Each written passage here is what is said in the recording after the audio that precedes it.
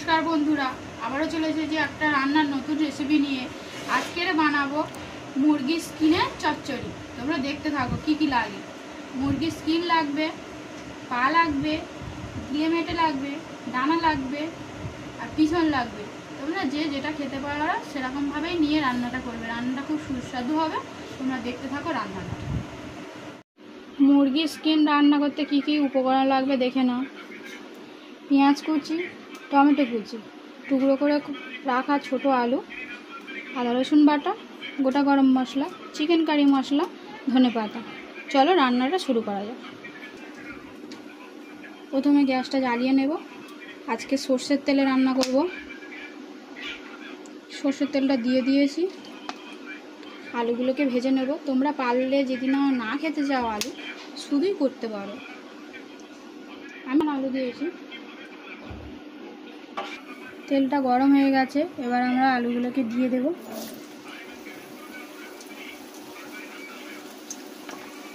এরকম রান্নার নিত্য নতুন রান্না পেতে আমার চ্যানেলটাকে অবশ্যই সাবস্ক্রাইব করে রাখবেন আর বন্ধু হিসাবে আমার পাশে থাকবেন। আরও নিত্য নতুন যাতে রান্নাটা তোমাদের সামনে এনে দিতে পারি আর রান্না করতে পারি, অবশ্যই আমার পাশে থাকবেন। দেখো আলুগুলোকে ভেজে নেব। আমি অল্প আলু দিয়েছি, একটা আলু দিয়েছি। তোমরা চাইলে নাও আলু দিতে পারো। আমি এক পিস আলু দিয়েছি। আলুগুলো লাল লাল করে ভাজা হয়ে গেছে, এবার আমরা তুলে নেব।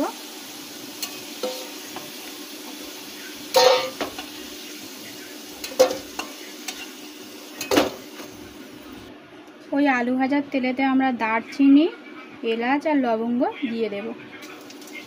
দিয়ে পেঁয়াজ কুচিগুলো দিয়ে দেব।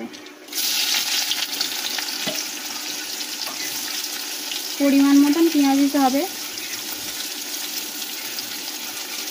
যতটা মাংস সেরকম অনুযায়ী আপনারা পেঁয়াজটা দেবেন। পেঁয়াজ দেওয়া হয়ে গেছে, এবার নাড়িয়ে নেব।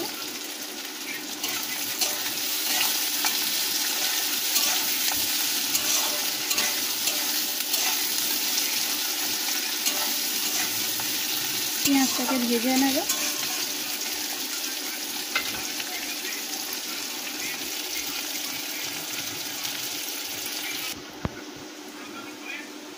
পেঁয়াজগুলো লাল লাল করে ভাজা হয়ে গেছে, এবার আদা রসুন বাটাটা দিয়ে দেব।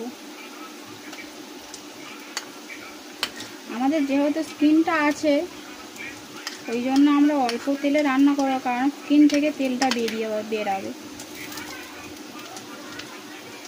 ওই জন্য আমরা অল্প তেল দেবো। বেশি তেল দিলে স্কিন থেকে তেলটা বার হবে। এবার এই আদা রসুনটা ছোটাছুটি করছে, তার জন্য আমরা একটু হলুদ গুঁড়ো দিয়ে দেবো।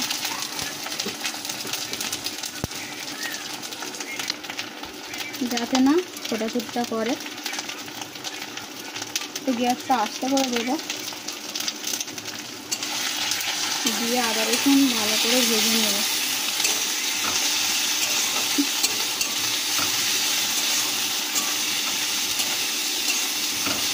ওর ওপরে আমরা টমেটোর কেচাপগুলোও দিয়ে দেবো।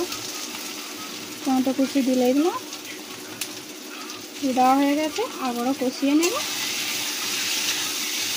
দেখো এরকমভাবে ভালো করে কষিয়ে নিতে হবে যাতে আদা রসুনের কাঁচা একটা গন্ধ আছে সেই গন্ধটা চলে যায়। ওই জন্য ভালো করে কষিয়ে নিতে হবে। আস্তে করে গ্যাসটা দিয়ে ভালো করে কষিয়ে নেব।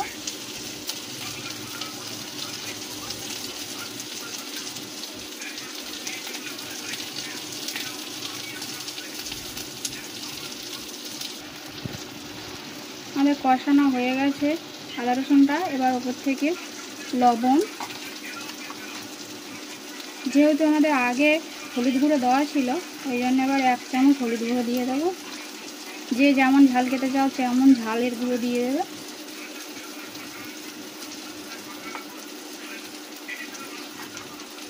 আর 1 চামচ ধনের গুঁড়ো দিয়ে আমরা কষিয়ে নেব। কষিয়ে হালকা করে জল দিয়ে দেবো ওপর থেকে। দেখো দিয়ে দেওয়া হয়ে গেছে। ওপর থেকে সামান্য পরিমাণ জল দিয়ে দেবো। আমরা হালকা পরিমাণ জল দিয়ে দেবো। জল জল দিয়ে একটু নাড়িয়ে নেব। যতক্ষণ না মশলা থেকে তেলটা আমাদের ছাড়ে ততক্ষণ একটু হতে দেবো। যেই মশলা থেকে তেলটা ছেড়ে দেবে অমনি আমরা মাংসটা দিয়ে দেবো উপর থেকে। তোমরা দেখতে পাবে তেলটা ছাড়লে মশলা থেকে।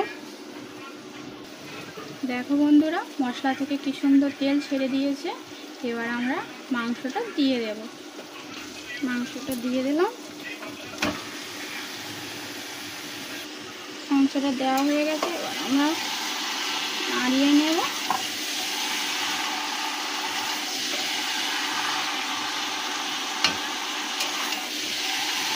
তোমরা কে কে খেতে চাও অবশ্যই চলে আসবে, আর কে কে ভালোবাসে এসব খেতে অবশ্যই আমাদের কমেন্ট করে জানাবে, আমারও তাহলে সুবিধা হবে আর এরকম কিছু রেসিপি আপনাদের জন্য আনা।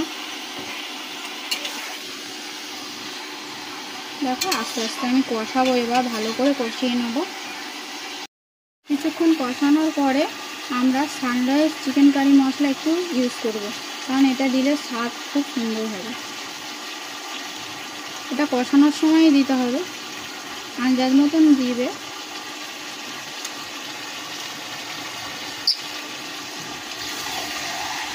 এটা খেতে খুব সুন্দর লাগবে, এই মশলাটা খুব সুন্দর। তোমরা একবার অন্তত ট্রাই করে দেখবে এই মশলাটা কেমন।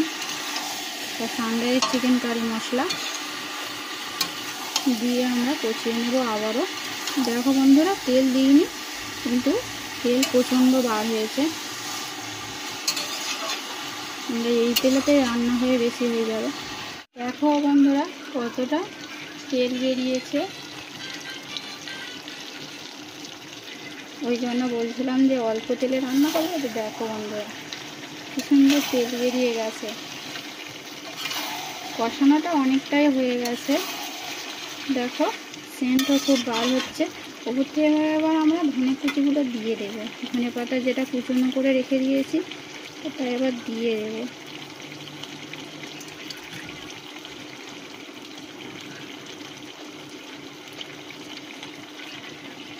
দেওয়া হয়ে গেছে, এবার আমরা নাড়িয়ে নেব। নাড়িয়ে নিয়ে আরও কিছুক্ষণ কষিয়ে নেব। কষানো হয়ে গেছে কিন্তু তবু আরেকটু কষিয়ে নিতে হবে। যত সুন্দর কষাবে তত তরকারি খুব ভালো লাগবে, টেস্টও হবে। দেখো এমন করে নাড়িয়ে নেব। নাড়িয়ে নিয়ে আরেকটু হতে দেব যাতে আরেকটু কষানো হয়। আমাদের মুরগির স্কিন কাটানো হয়ে গেছে, কষানো হয়ে গেছে। এবার আমরা ওপর থেকে পরিমাণ মতন জল দিয়ে দেবো। আমরা অল্প জল দেবো, বেশি ঝোল করবো না, একটু কষা কষা করবো, ওই জন্য আমরা ওপর থেকে জল দিয়ে দেব।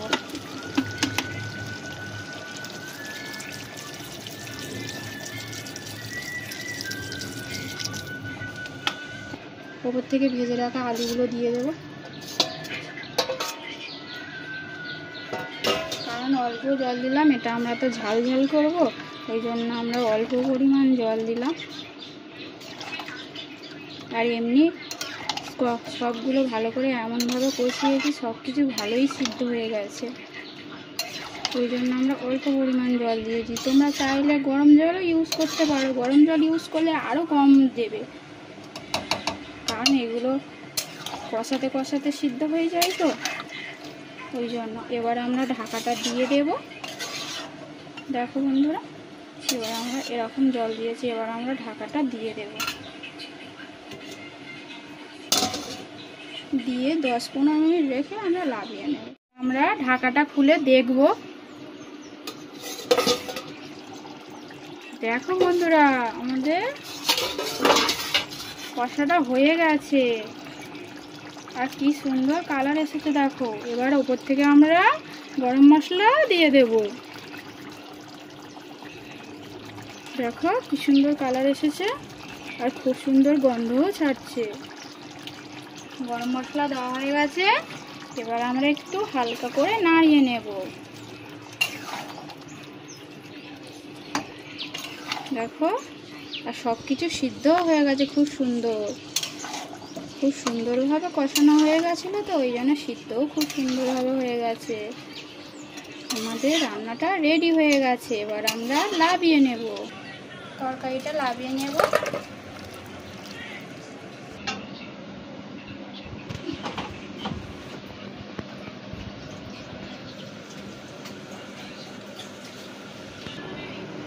যদি আমার রান্নাটা তোমাদের ভালো লেগে থাকে অবশ্যই অবশ্যই আমার চ্যানেলটাকে সাবস্ক্রাইব করে দেবেন, আর সবার আগে রান্নাটা পাওয়ার জন্য বেল আইকনটি বাজিয়ে দেবেন। নমস্কার।